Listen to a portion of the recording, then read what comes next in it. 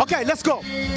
Sitheni kuwe sithemimi ngihle sathi thatha sangena ku2025 sisamhletsheni la sikhona asuka amadoda kudliwa ingezo kuphela njengoba uyibonela intokazi bathi upheli intokazi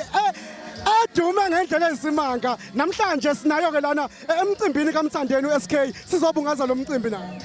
Ninjani baze kwamnandilelela ngiyaqala ukusebenza uze kushaw 6 ekseni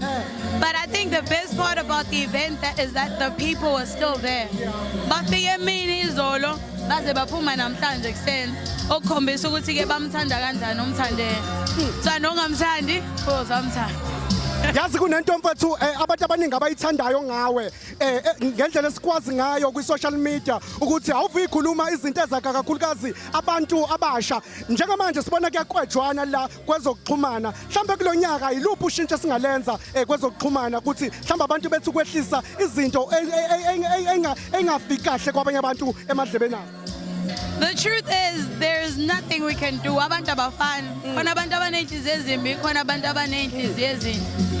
abanenhliziyo ezimbi bazohlezi beyiveza and social media to be honest usukwenze kwalula ukuthi umuntu akhulume nanoma yini afuna ukuyikhuluma yabo. So I think nanokuthi mina personally I've come to understand ukuthi umuntu hayi ngoba esuke kuzonda kwesinye isikhathi yabo umuntu mekuthuka muyinika isikhathi ubuka i-timeline yakhe uyabona ukuthi they're going through a lot izinto azihambi kahle empilweni yakhe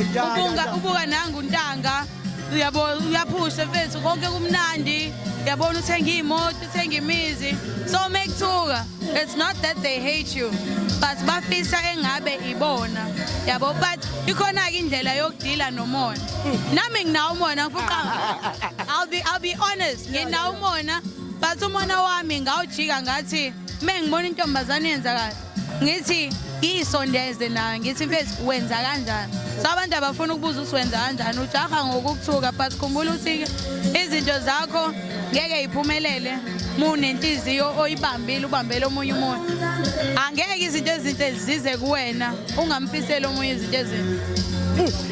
Wayikhuluma ntokazi ikhuluma indaba emnandi kakhulu uthi ngalenkathi uthukwa akusho ukuthi wena usungafeyila lokho omunye umuntu kuyamenza ukuthi eshintshe ukwenza kwakhe kanti ke siyabonga kulonyaka ukuthi singenile onyakeni siyabonga nomcimbi ukuthi uphumelele Gucci ngaye ilalile thank you kakhulu sesami. Thank you so much.